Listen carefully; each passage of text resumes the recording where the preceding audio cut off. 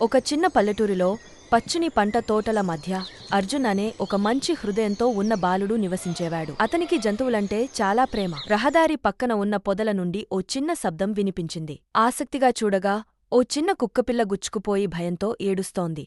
అర్జున్ ఒక క్షణం కూడా ఆలోచించకుండా ఆ కుక్కపిల్లను జాగ్రత్తగా బయటకు తీసుకొచ్చాడు. తాను గుచ్చుకుపోయినా పట్టించుకోలేదు.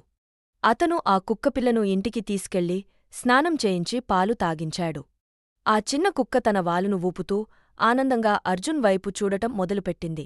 ఒకరోజు సాయంత్రం పల్లె పండుగ కోసం సన్నాహాలు జరుగుతుండగా ఒక ఇంటిలో అకస్మాత్తుగా మంటలు చెలరేగాయి. గ్రామస్థులు ఆందోళన చెందుతూ మంటలను ఆర్పేందుకు పరుగులు పెట్టారు. ఆ గందరగోళంలో ఒక చిన్న అమ్మాయి ఆ ఇంట్లో చిక్కుకుపోయి ఏడుస్తూ సహాయం కోసం పిలుస్తోంది.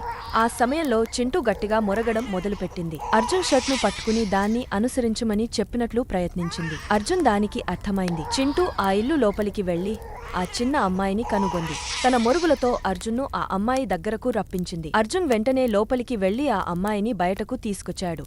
మంటలు ఆర్పిన తర్వాత గ్రామస్థులు అర్జున్ ధైర్యానికి అభినందనలు తెలిపారు. కాని అర్జున్ అందరితో ఇలా అన్నాడు, ఇది నా వల్ల కాదు. చింటూ ధైర్యం, శీఘ్రమైన ఆలోచన లేకపోతే నేను ఆ అమ్మాయి అక్కడ ఉందని తెలుసుకోలేకపోయేవాడిని.